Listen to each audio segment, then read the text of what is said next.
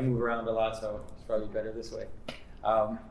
It's great to be in Saskatoon. I'd never been to Saskatoon before, and I got this very strange message from Troy, who said, we want to organize an icon carving class in Saskatoon. And to be honest with everybody, I get those kinds of messages all the time. People who ask me and say, we want to organize this thing, this event, this workshop or whatever. And most of the time, people have good intentions, right? So most of the time, it doesn't pan out. And it's not that easy to find people who want to learn to carve icons. It's a bit of an esoteric art. It's not that known. And so Troy, he says, we're going to have this icon carving class. Would you come? And I said, I just say, sure, organize it, and I'll come.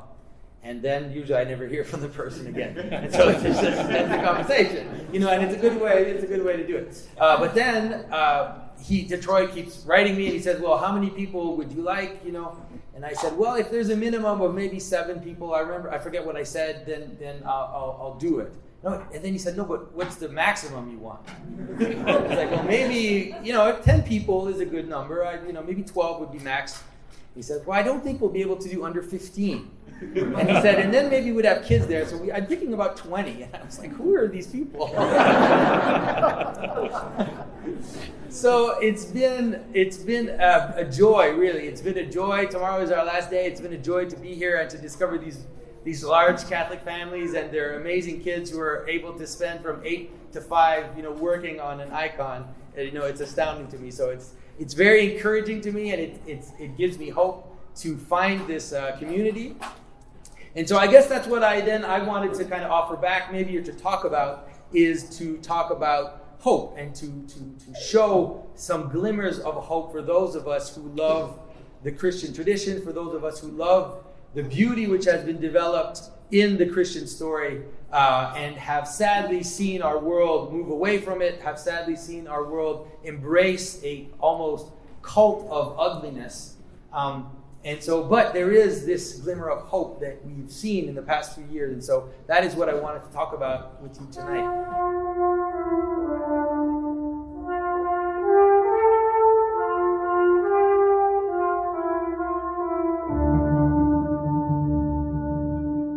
This is Jonathan Pajot.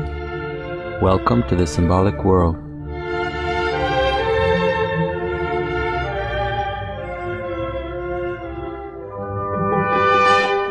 So if you look at the screen, the first image that I am presenting to you is in 1931, Stalin finally had enough power to destroy the largest church in Russia, Christ Savior's Cathedral, and he blew it up. And so this is a picture of the actual explosion and fire due to Stalin destroying the cathedral.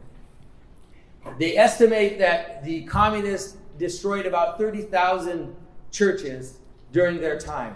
Burnt, blown up, turned into stables, turned into whatever. Decimation of an ancient tradition. And so in our world, we have been lucky. We've had freedom.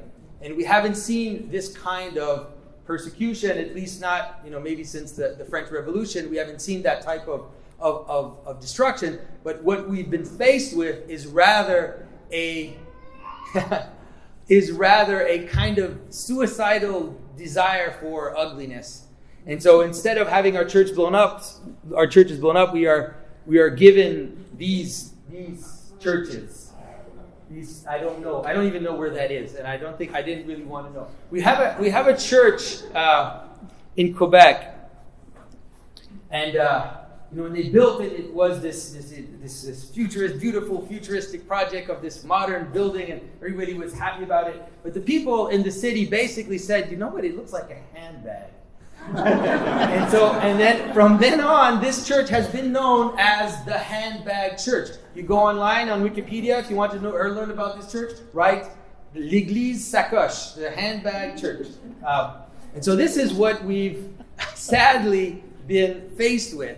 And we've seen it not only, we've seen it within Christian culture, but obviously even more we've seen it in the secular culture, where we've actually seen an assault upon the entire tradition of our fathers, the entire tradition of Christianity. I don't want to dwell on the ugliness, but here, of course, is an image by Francis Bacon, representing the Pope, as was a famous painting of the Pope by, I think it was by Titian, making him into a monster and putting him in this space with dead carcasses. And this artist, Francis Bacon, is a great example. Is a great example of this lauding of decomposition and this praise of death, of ugliness, and also of shock value. That's one of the things that is the most difficult for people to understand, especially when we look at all the modern churches, which were so modern in 1950 and now look so dated in 2019. It's because we began to mistake the titillating feeling we get when we see something we've never seen before, this kind of desire for novelty and for surprise. We've confused that with actual beauty. And that's why all these modern churches age so badly, just like shag carpeting or anything that was very much in fashion and then quickly went away from fashion, because it was appealing to that desire for the new. And if you read the church fathers, you read the ascetic fathers, they actually describe this passion and they link it to a sin. They would call it acedia. And it was this boredom, this kind of desire to be titillated, this boredom with what we have, and a constant desire for the new. I mean, the demon of our world is basically acedia. The demon of acedia. And so we've had to face that. And then the final type of ugliness we've had to face is just the ugliness of this ugliness. The ugliness of the banal, strip mall, highway with signs, random, whatever, with everybody trying to get your attention to buy something, and no sense of proportion, no sense of beauty, but just really a kind of, and it's so funny because we're so used to it, right? We're so used to it. Anybody who, for example, has taken the time to go to Europe to visit an old city, or to even go to the old part, of Montreal or Quebec City, all of a sudden you are surprised and you see this harmony, this organic harmony which just coexists, and this natural beauty which is both planned, both organic, both hierarchical, but also a little bit of chaos, but nothing like the kind of madness that we have to face every day that has become our landscape, basically. I just want to give one more example. And then within the church, we've had these assaults, and some of them are like this. This I'm sure the person who made this image was well-intentioned, that it was not out of hostility to Christ or hostility to the church, but it does end up looking like superheroes, I don't know, flying around. I'm not sure exactly what it's supposed to represent. But even within the Christian tradition, we've had hostile images that are presented. I want to show you an image. This is called Christ with Hangers. And this, you can see it's actually right now presented in a church by an artist called David Mock. And it's what it says. It's what it is. It won a prize, in a contemporary art competition to have Christ on the cross made with coat hangers. And there's a little pun in there. I guess he's hanging on the cross. It's disturbing to the utmost extent. And to think that this would win a prize of art and then would be put into a church. Yeah. All right. So I want to bring you back to this image of this destruction of the cathedral. And the talk that I gave today was the title was given by Troy, because I was not answering his emails, and he said, I'm just going to give the title for the talk, and he said it would be Beauty Among the Ruins, I think, was the title. And that really evoked for me the image of this situation. And as you know, I came into the Orthodox Church, and so this is what the Orthodox Church had to deal with, this attack, this desecration, the near destruction, but not only destruction, but infiltration of the Orthodox Church that happened in the time of communism.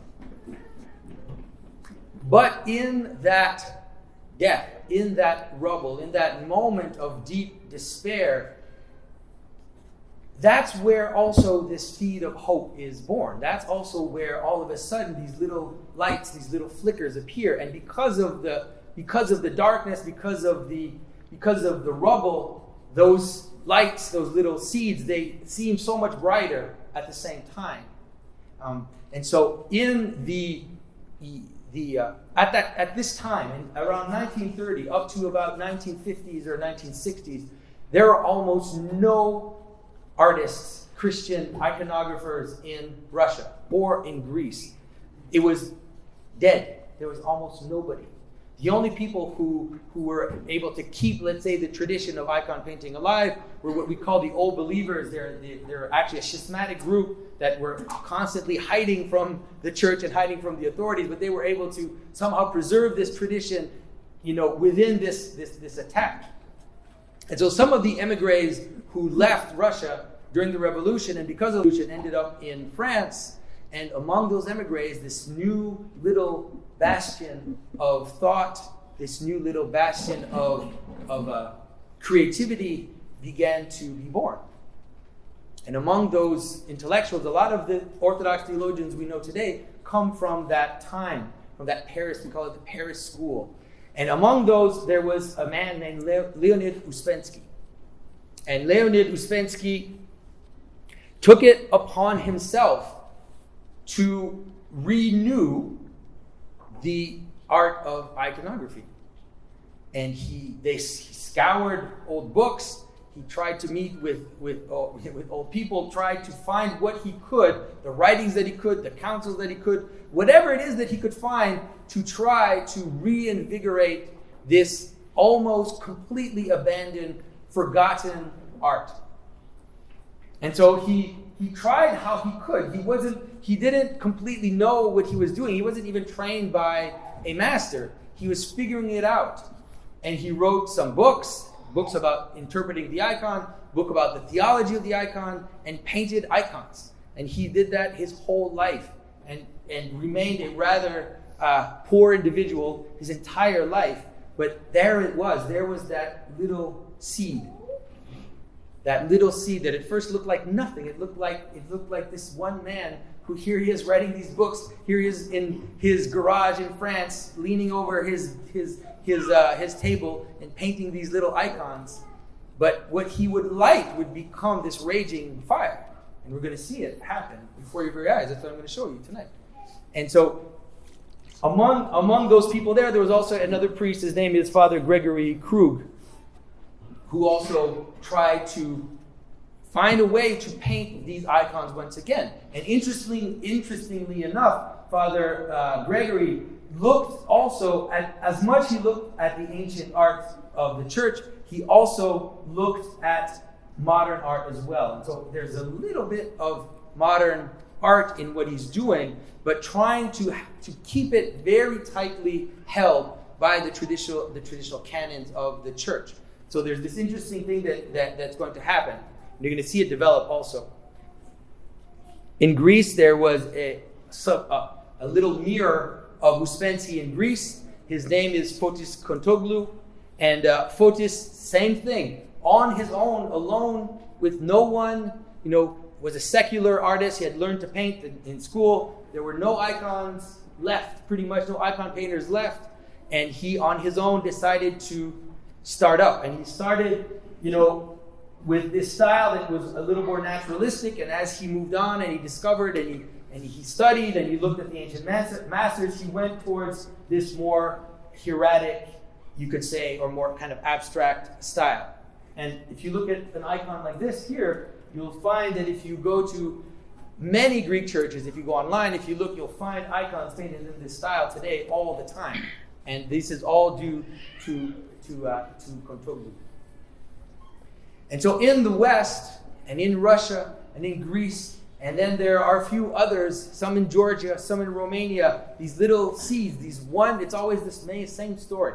One man, sometimes one woman, who, for example, I teach at a school of iconography, which was founded by a woman named Ksenia Pokrovsky. And this woman was a chemist in Russia. And because she was a chemist, she was hired by the Kremlin to restore icons, to restore the ancient ones that they had ripped out of the churches, put in museums, but they were falling apart. So she was hired to restore them. So she had to study them, she had to cut them up and look at the different pigments and look at all the different things. And so she discovered how the ancient icons were painted.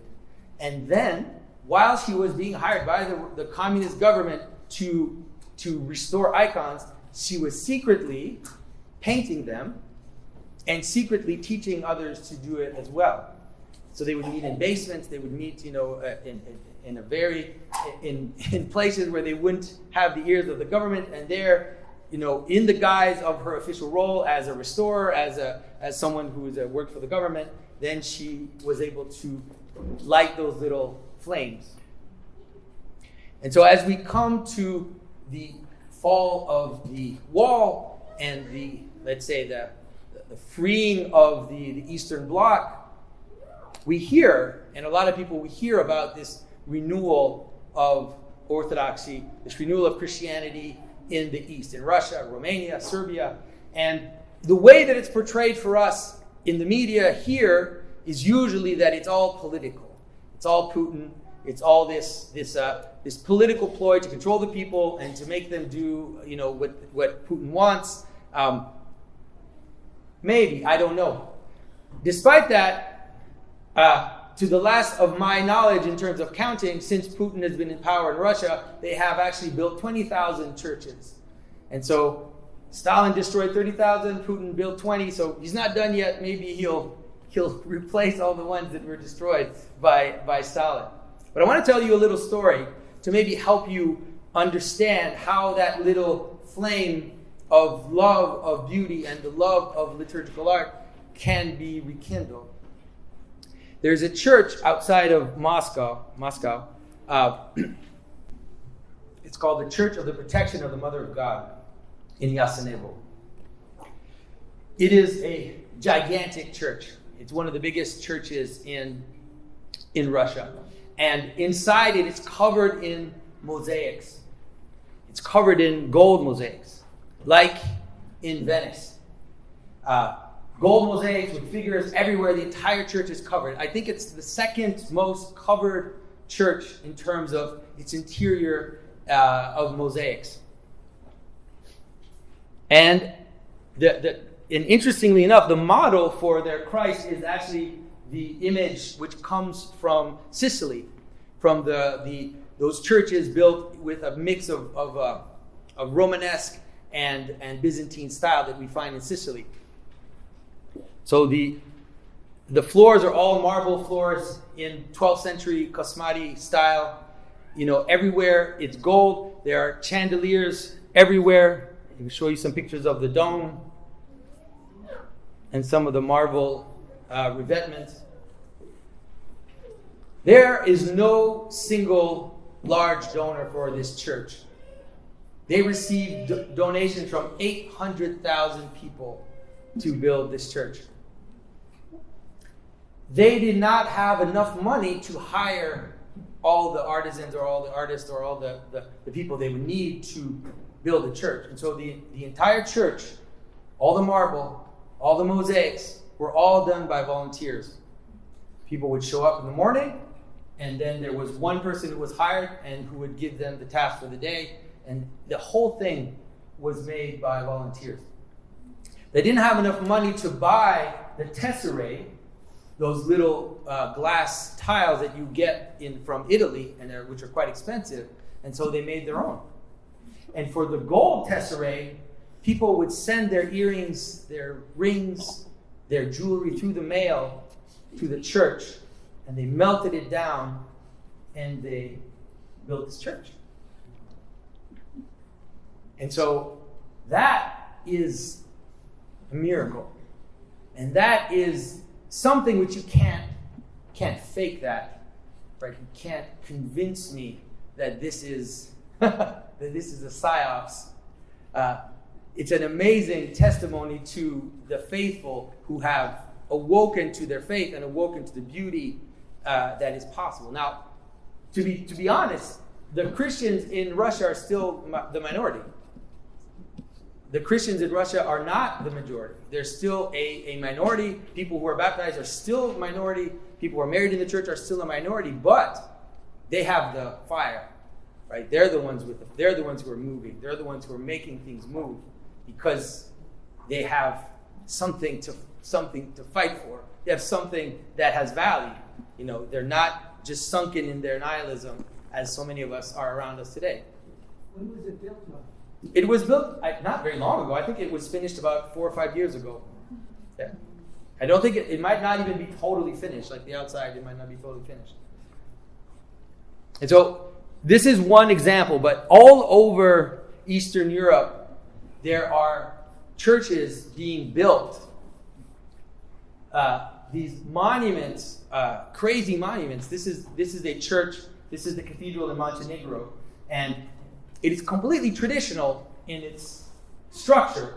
It has beautiful ornamentation, but the architect created this hierarchy of materials where he started out with these very raw blocks of stone, and then as you ascend the church, the stonework becomes finer and finer until at the top you have all these very little stones that are all hand carved and all done. So it's an amazing church.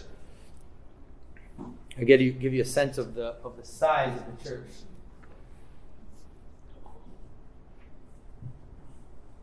And all around the outside, they have all these. Yeah, I'm just showing you that for me. All around the church, they have all these beautiful carved icons that are on the outside because they're stone. They can survive the outside. So they have all these in these kind of raw blocks of stone. You'll find all these different carved icons on the outside. And on the inside, it's all, once again, gold and painted icons and chandeliers. It's a stupendous thing. I want to show you a picture of the cathedral in Bucharest. Maybe some of you have seen it. It's not finished yet, but this is what it looks like as it's being built. To give you a bit of a sense of what's going on here. And so this is something that is happening. It's happening now. This is happening right now. It's happening all over.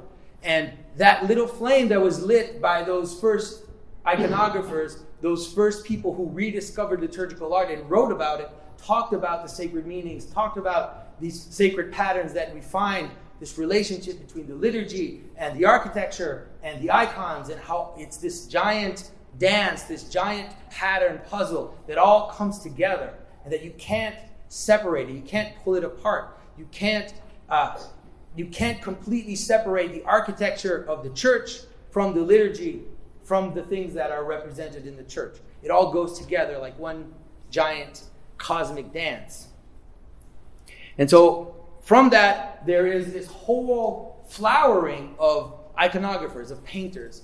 And there was that first generation that I showed you, Ouspenky and Kontoglou, and a few others in Russia and in Greece and a few other countries. And now we have entire schools of icon paintings. We have masters who show the way and people follow them in different directions. And so there's a variety of styles and a variety of explorations happening, but all really tied into that traditional spirit and a desire to revive this traditional art.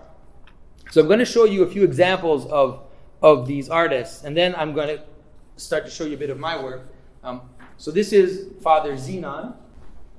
So Father Zenon, he is one of the visionaries of liturgical art right now. He is he's an amazing artist in the strict sense. He's an amazing draftsman. He's a virtuoso in terms of painting. He's just an amazing artist. But what he's doing is he is plunging into the entire history of Christianity. And so for example, in this image, you'll see a more kind of traditional, Byzantine Russian image. And then this icon that he painted, the other one of Christ entering into Jerusalem, is based on Armenian art. And so he goes into Armenian art. He went into Russian, Byzantine. He went into medieval. He painted some churches that have Romanesque style that are very simple, kind of like Spanish Romanesque, that's very abstract. And then he kept going and going and going, and he started to paint in 6th century encaustic, and he started to paint, in frescoes that look almost as if they were in the catacombs. And so he's plunging into the entire history of art and just exploring like a little child, who's just exploring and saying, oh, this and that and this and that and this. And he does everything with absolute virtuosity and working towards what I believe is to be a synthetic language, to work towards a synthetic language of Christian art, which takes into consideration all the best aspects of this iconographic style as it presented itself all over the world, and trying to bring it together and show the threads that connect everything together. So he's an amazing artist. I'm giving you all these names, and you can all look them up, on your own afterwards if you want. One of the most surprising revivals of liturgical art has been in Georgia. Georgia has a very particular style, a very kind of bold style, which looks a little bit like, let's say, early medieval art in France or in Spain. It's very bold and very abstract. And so there's been a whole revival of painters and artists. Here's an example of a dome mosaic. You can see, get a sense of the size of the mosaic, and you see the person standing into it. I have not seen as bold an image of Christ. If you look at just the expression on his face, that strength, we're so afraid to show that now. Like, we're so afraid. We want Jesus to be nice. Jesus is nice. Yes, he is nice. But he is also the Lord of all and the King of kings. And so to see that face that has a certain severity and a certain presence, to me, that gives me hope myself. Let's say the kernel of this movement, like I said, it always starts with one person, and his name is Amiran Goglidz.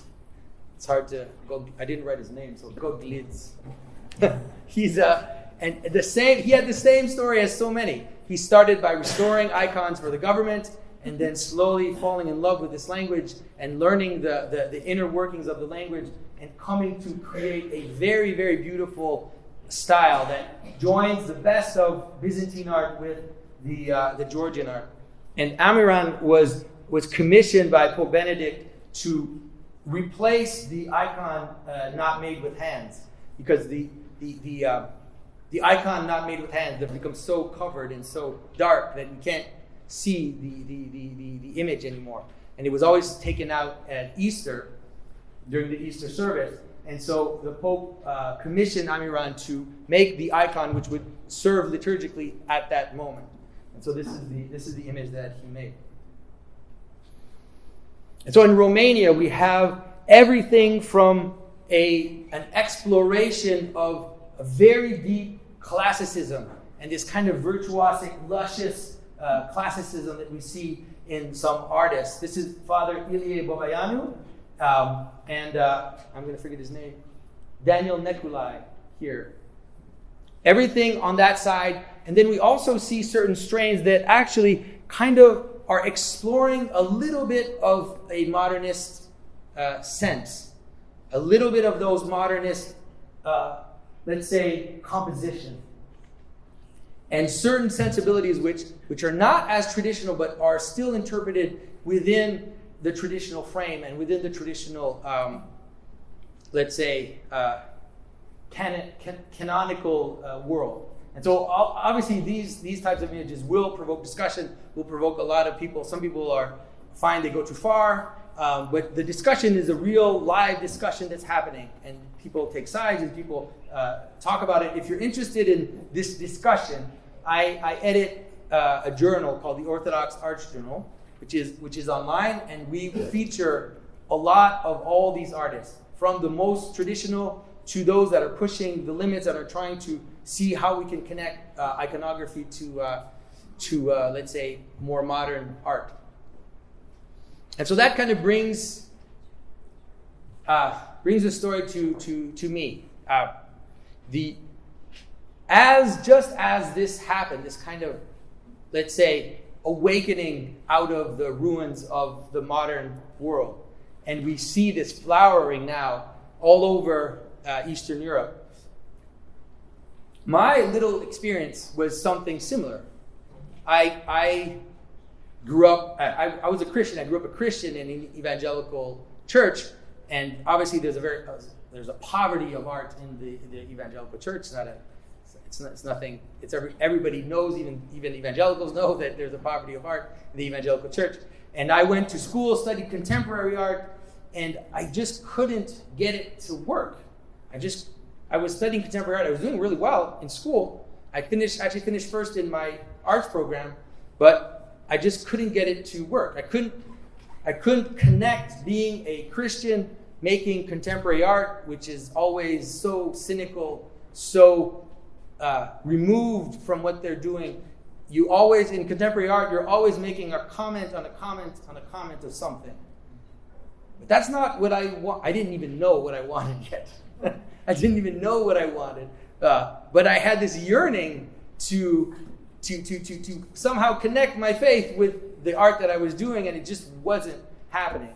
I spent my entire bachelor's degree trying to do that, trying to find symbolic ways of representing different stories from the Bible and trying to fit them together and to create all these images. And it's very funny because on the very last day of my degree, the professor who was kind of supervising me, they were giving us like a final evaluation. And she sat me down and she said, Jonathan, she said, don't worry. You're getting all A's, it's fine, don't worry. But what are you doing here? And she said, you really don't belong here. And you should go to seminary or something because, it just doesn't work. And it's so funny because I was, 21 or whatever. It just rolled off my back. I didn't take it. But she was right. She was so right. She doesn't even know how right she was. She actually gave me the greatest service by telling me that. Little did she know that I would really take her recommendation seriously. And so having, let's say, struggled, I decided I'm going to give up art. I was married at that point. I found a job and I said, I'm just going to be a regular person, just 9 to 5. I'm just going to throw art out the window, and that'll be it because I can't take this anymore. I destroyed all my paintings, closed down my workshop. That was it. And I remember it's funny because my wife, she just laughed at me. She's just like, yeah, Jonathan, whatever, we'll see, for now, we'll see what happens. And then almost immediately, strangely enough, after I kind of did that, almost immediately I started to discover this tradition that we all share, this beautiful, amazing story of Christian art which developed. If you had gone into a church in the year 1100, let's say, if you had gone to a church in Spain or a church in Syria, Constantinople or Sicily, you would have seen pretty much the same thing. Obviously, there would have been differences, based on local styles or local saints or whatever. But you would have recognized Christ. You would have recognized his mother. You would have recognized several of the scenes that you were seeing because very organically, very naturally, a whole language of visual relationships developed in the Christian story. And there was what you could only call a universal language of Christian art, Christian imagery. And it's astounding. And so at that time, I stumbled onto this medieval art. And I'm looking at these medieval images and I'm seeing that, wait a minute, there's something going on here. First of all, visually, and second of all these images are all talking to each other. There's this pattern between the different images. And there's these, let's say these codes, you could call it, kind of a sacred algebra of imagery, of things relating to each other. And so it's basically a language. And I realized this is it. Like this is what This is what I've been looking for all my time in university, and this is it. This is what I want. And at first, of course, I was like, well, too bad. The Middle Ages have been finished for a long time. So I don't know. I'm not sure what to do with that. Maybe I could make contemporary art with medieval. No, that's not happening. And so that's when I discovered the icon, and when I discovered Leonid Ouspenky, who I talked to you about at the beginning. This Russian man who rediscovered the icon, who wrote about it, who wrote about its theology, who wrote about its history, and who painted icons also.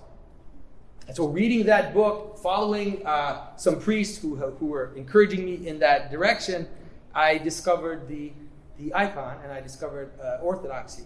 And I remember when I discovered medieval art, and looking through all these paintings, looking through all these objects too, not just paintings, but obviously the reliquaries and the jewelry, everything about it was just so beautiful. And the architecture, I thought I had the secret prayer, and the secret prayer that I could make, that maybe one day I could make liturgical art, but it was very secret. I didn't tell anybody, because who makes liturgical art? And that doesn't happen today. So I'm not going to tell you the whole story of how it happened, but that's where I ended up. And so here I am today, strangely, making sacred art, as a job. And so I'm going to show you some of my work and hopefully talk about it a little bit. And so when I had this strange little prayer that I had, and I kind of secretly asked God that I would be able to make liturgical art, I also had a strange list that I had. And I had all these things that, if I could just make all of these things, if I could make these images, if I could make a reliquary, if I could make a crozier, if I could make an altar, if I could, I had all the things. If I could make those, if I could just make one of each, that'd be amazing, And so what's interesting is that I'm almost done with my list. I think there's just a few things. I haven't made an altar yet, but I'm making a crozier right now for the Catholic Archbishop of Montreal. So that's going to go off my list. I'm working on that now, and so slowly I'm working on my list. So here, this is an image of, for those who don't know iconography, this is an image of the baptism of Christ. So the image for theophany and the image for the nativity. And so this is carved in wood, and this one is carved in stone. So one of the things that happened in this kind of revival of liturgical art is that at first it was painting. It was the painted icon, because that's the main art of the Orthodox Church. But then the second generation, or maybe the third generation, then it became carving and embroidery and mosaics, and all these secondary arts, you could say, also started to revivify. So I'm like in the third generation of, I didn't have a teacher. So in terms of icon carving, I'm the first generation. There really weren't any, the people who were doing it professionally when I started, they were also all self-taught, and so it's like there's a new beginning, you could say. So here are a few more icons. So these both are in stone. And everybody knows what that is? Yeah, so it's an icon of Jonah and St. Michael killing the dragon.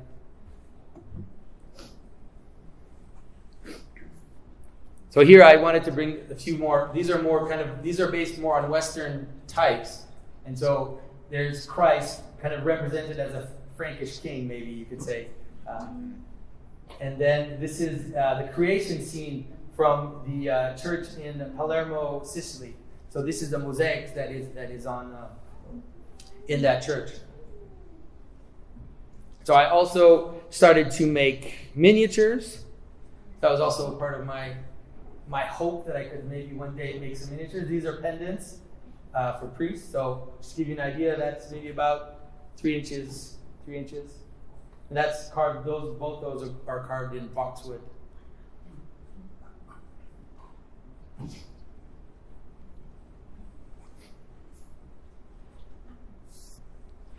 right. So these are stone carvings that have in them semi-precious stones that are inserted as well, and then some gilding to go with them. And what's interesting about these images, it kind of shows you also the way that tradition works, because no one has ever made images like this. There's never been anybody who's made, like, let's say, marble or stone carvings in semi-precious stone inserts with gilding, and then also some metal. That's just not something that happened. But if you look at it, you think, right? You could think. This is the impression that I get. I think like this could be 1,000 years old. You wouldn't know. But then no one has ever made that. So there's something about a traditional vision of the world, something about a traditional way of engaging the world which unites the present and the past together. And so there's nothing nostalgic about these images. There's nothing sentimental where I'm hoping for a time past. These images are used in churches by people. They're prayed with. They're part of people's life. They're not for museums. I don't want to make images for galleries or for museums. I refuse to do that. I want to make images for people who will use them in their prayer lives, who will give them to their priest, to their newly baptized, nephew or godson. It's like that's real art. That's art that actually exists in the world, that isn't just a fetishized object of commercial exchange or prestige. So some of the things that I wanted to make, of course, also were liturgical objects. And so this is an altar cross, which was made with a good friend of mine named Andrew Gould, who's a liturgical designer, and he also designs churches in the U.S. Here in the north. So this it's interesting because here in the north, where all the churches in Quebec, all our churches are becoming whatever, bars, condos, who knows? They're all being gutted. But even in the south of the U.S., that's not quite what's happening. So my friend who designs churches, that's what he does for a living. He designs churches and he builds these churches in the U.S. He built a Catholic church, a Brick Basilica in Greenville, South Carolina. So you can find it online. It's quite beautiful. So gospel covers. And I also had the chance to have Catholic patrons who have asked me to do some statuary. So I don't make statues for Orthodox patrons, but when I get a Catholic patron who wants me to make some statuary, I'm quite happy to do so. And so obviously diving into the medieval imagery, diving into the medieval aesthetic, but then also with a hint of Byzantine, let's say, flair to what I'm doing. And so these like this statue could never have existed. It's not a copy of anything. It's a traditional image that is not a copy of something. So here's a crucifix I made. And then here's my Saint Michael, the dragon.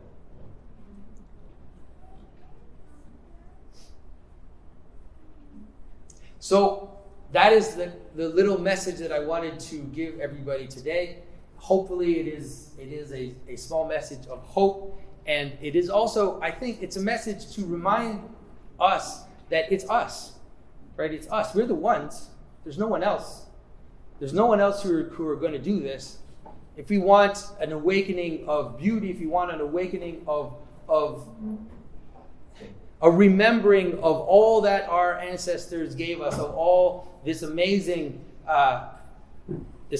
language that was handed to us, over the centuries, that's it. It's us. And all it takes is one strange Russian emigre in Paris, or some lady, who's a chemist in Moscow, who just starts to take it seriously and to teach other people to do it. And 30 years, 20 years later, it's a blazing fire. So hopefully hopefully I'm bringing you a bit of hope for that. So thank you very much.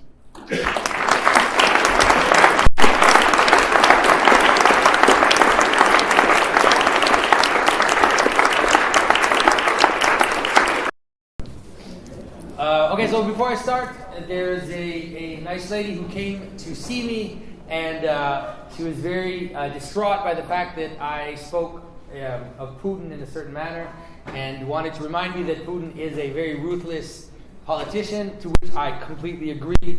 I do not want people to think that I approve of his methods or of his intentions, and I mostly wanted to show what had happened since the end of communism, and especially contrast it to the fact that it is presented to us in the media as only a political play. Whereas I do believe that there is some of that happening, but there's also these beautiful, authentic stories like the one I told you about the church in Yasenevo. So hopefully that is clear. All right. So some religious traditions design their architecture to accommodate their music, which is chanting. How much is the acoustics a part of determining the architectural designs? Your focus is visual art, it seems. Is there also a musical revival that is influencing how churches are now designed? And so, yes, the design of churches in the Middle Ages were extremely influenced by acoustic. And that's something that is being discovered even more now. In recent times, there have been some really fascinating studies that may be a little bit out there, but are fascinating to think about, where people have been comparing the iconographic program of churches to the architecture. And so, for example, they had certain domes, that were made in a certain manner, and then if certain tones were sung, then the sound would bounce off that particular dome and would seem to emanate out of the image. And so there's this idea that somehow that representing, like they would represent angels or something like that, and so then this singing of the choir would resonate in a certain manner that it felt like it was coming out of the angels on the walls singing. And so this is a theory that has been proposed recently, and there's more study that is being done on the relationship between the acoustics, the architecture, and the iconographic program, all working together in this kind of this kind of whole. Now, in terms of designing a church for acoustics, I have a friend. His name is Andrew Gould. I mentioned him, I think, during the presentation, and he designs Orthodox churches. He is also a choir director, a musician, and one of the things that he does is design his churches for acoustics. It is part of the way that he designs the church. And luckily, we have an entire tradition. It's not mystery. The basilica structure, the apse, the dome, all of these elements of traditional church architecture are also, even though they have a powerful cosmic symbolism in terms of representing the dome of heaven, which is on earth, they also participate in the acoustics of the church. And to the answer, is there a musical revival in the Orthodox Church? There's a massive music revival in Georgia, Georgian chant, in Russia, all over. Even in the U.S., there are some composers who are composing new Orthodox music, who are interpreting Orthodox music, and so it's an interesting time. And for parishes, music is the first reality. In an Orthodox setting, it's more important than even the icons, because it's every week, it's all the time. So to getting the music right is they have massive conferences in the U.S. For choir directors, for composers to come and participate in this trying to get the music right. And what does that mean in America? Like in North America, which tradition are we going to follow? The Byzantine tradition with all that chanting, or the Russian tradition with 4-part harmony? And so there's all this discussion happening right now. So how did the artistic tradition first go off the rails, and what role did Gian Battista Alberti play? And so my question is I'm not sure. Alberti is the one who developed perspective. Is that right? Whoever wrote this question? Is that right? All right. Okay. Yeah. Well, you want me to make enemies here? Is what you want? Okay. I do think, and so many of you will not agree with me, and that is totally fine. I do believe that the artistic tradition began going off the rails in the Renaissance. I do not believe that the Renaissance was a was at its foundation a Christian movement.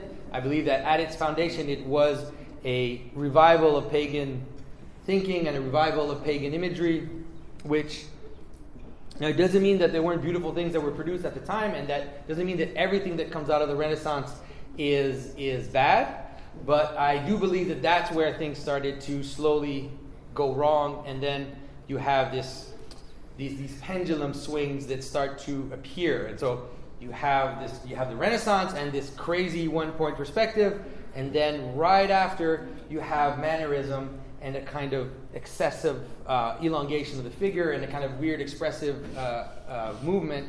And then it goes to Romanticism, Neoclassicism, and so you have this pendulum. It swings and swings, and then goes into Modernism, and from abstract expressionism to hardcore linear modernism. And so I think that that's sadly where it started. And you can see it. It's not just a visual thing, but it's also that's the place where the traditional, this universal language of signs, or this universal language of ways of representing scenes that had very powerful symbolic meaning, started to break down as the artists wanted to show their virtuosity, wanted to show their capacity to innovate, and didn't seem to understand the structures that were there in the Middle Ages. If you look at iconography in the Middle Ages, or all over the Middle Ages, the images speak to each other. The images refer to each other. And so certain signs, certain elements which appear in one image will reappear in another, and then other elements will come in this one. And so you have this discussion that's going on. And so the way that it's represented is completely creates this symphony, you could call it, like a visual symphony. And within the church, for example, in the church, the way that the images would be represented when they were painted was also related to the actual space. So certain images go in a certain place, and other images go in another place. It's not fixed, it can vary, but there is that whole thinking of how these images talk about the space. So that's something which started to become more and more arbitrary as time went on, to a point where we just forgot what these images were about and what was part of them. So, yeah. All right, so if a person wanted to be part of a reviving Christian art, would there be any other route other than iconography itself? Is it really the traditional beautiful language that can transform any medium, any type of art? Okay, so I believe I call it a hierarchy of art. I think that liturgical art is the root, it's the most important art, because it is the art which is made expressly in the service of God, which is made expressly to serve the sacramental life, which is meant to hold the body and blood of Christ, which is meant.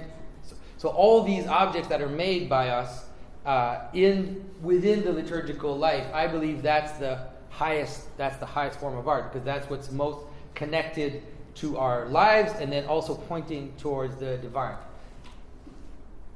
Within that is also the whole liturgical life. It's not just the paintings, right? It's also the yearly cycle of us celebrating all these different feasts, of celebrating the Pentecost, of celebrating the Ascension, all of this all goes together. So that exploring all those relationships, exploring how they represent, how they manifest themselves in the visual realm, in the hymnography, in also how they recast a lot of the patterns that are already in Scripture. I think that is if you want to revive Christian art in any way, if you want to write novels, if you want to make movies, if you want to make comic books, that's where you need to go. No matter what it is you want to make. If you don't want to make liturgical art, that's fine, but you need to know those stories. You need to know your Bible. You need to know the lives of the saints. You need to know all those beautiful patterns, so that when you end up writing something, you can write a story that's not at all Christian. We were talking about this yesterday. I forget who it was with. Tolkien wrote this book, Lord of the Rings. There's nothing Christian about it. It doesn't talk about Jesus, doesn't talk about God, doesn't talk about anything. But then every Christian reads it and recognizes these patterns that remind them of their Christian tradition. He has integrated those patterns so deeply that he can write a fantastical novel that has no characters that you recognize, but you recognize that way more as a Christian story, in parenthesis, than going to see some, horrible Christian movie, about, I don't know, like some horrible moral tale about that you rent. It's just bad stuff, okay? And so that's it. Like we have all these stories. They're so powerful, and we've forgotten them. So diving into that is what I think is the key. All right. So what do you consider to be your greatest achievement in your life? Oh my goodness. Horrible question. Ask that. Can I answer that on my deathbed? Is that okay? I mean, except for having kids and my family. I would say that would be my greatest achievement in my life. But, I mean, I don't know. That's a very odd question to ask. I think that, let's say this. In terms of professionally, you could say, the thing that I'm the most joyful about is the fact that I can do this. If you had asked me 10 years ago, do you think you could make icons and then make a living and support your family, I would have laughed in your face because, who does that? In America? Like, how is that even possible? So I think that to me, I would say that that's the greatest blessing in my life, at this time, is to have this opportunity that has been kind of, presented to me that I can engage in the world in this way. So,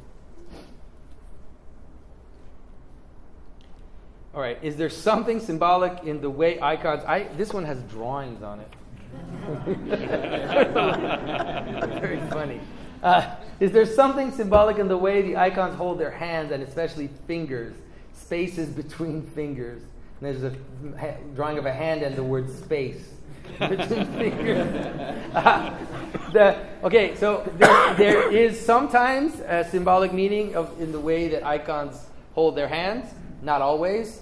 There is obviously, if you look at an icon of Christ, often you'll see him blessing with his right hand, and if you see often, I don't know if priests still do that today, but traditionally the priest would bless with the same gesture that you would see in the icons of Christ. And so there are also different types of blessings that you see in the icons. There are also how can I say this? There are gestures of supplication in icons too. If you see a saint who have their hands out like this, that's a gesture of supplication. If you see a saint that has their hands covered, it's a gesture of submission. So you often see that. Sometimes you see angels, they have all their hands covered and they're kind of bowing and they're holding this cloth. So that's a gesture of submission. So there are all these little symbolisms of how hands are held. All right. And what is the deal with the big circle around the people's heads? What's a halo anyway? Okay. I can answer that. So a halo is it's a glory. It's the glory of the person being represented. Think of it as a circle of light, or it's a visual sign, of that person's holiness. And it came from pagan times. It's not a Christian invention. The Romans represented halos around the emperors to show exactly that, to show their glory. This is the emperor, and he's a glorious person. And then Christians took that, and there was some hesitation for a while, where they also had it for emperors and saints, and then finally only for the saints. And so today we only have halos for the saints. And so you can think of it as a crown, maybe, something akin to a crown. This round golden thing that surrounds a person's head. And in Christ's halo, we always place the cross first to identify Christ, so you make sure you don't confuse, because obviously Christ is different from all those other people. He's not at the same level. And so to be able to recognize Christ, put a cross in his halo, but also to remind us of the cross, and also to remind us of this idea that he's that middle, he's in the center, and the cross is around him. You can almost think of it as like the four directions of space with Christ in the middle, like a church that's a cross, and then there's the middle under the altar. You see Christ in the dome, in the middle of the church, in the middle of that cross. So it's kind of like the same idea, right? So how does one approach the question of relativity in the idea of beauty? How can one be sure of an objective standard by which to measure beauty? Well, beauty has a objective aspect, and it also has a subjective aspect. Okay, let's say it this way: to the extent that we are in communion together, that subjective aspect is going to mitigate itself and move towards the objective aspect. And if we are in a society that is fragmented and is fragmenting, then the opposite will happen. We will become more and more capable of seeing the communal beauty, we could call it, or the beauty that binds us together, and we'll only be able to notice the beauty that titillates our individual passions, you could say. And so that's one answer. The second answer is that human beings are beings of pattern. That's how we exist in the world. We are pattern recognizing machines. Everything we know, everything we see, we are always seeing patterns. We see meaning. That's what we are. We are meaning creatures. And that's what makes us in the image of God. That's what makes us different from the animals, is that we are always seeing patterns.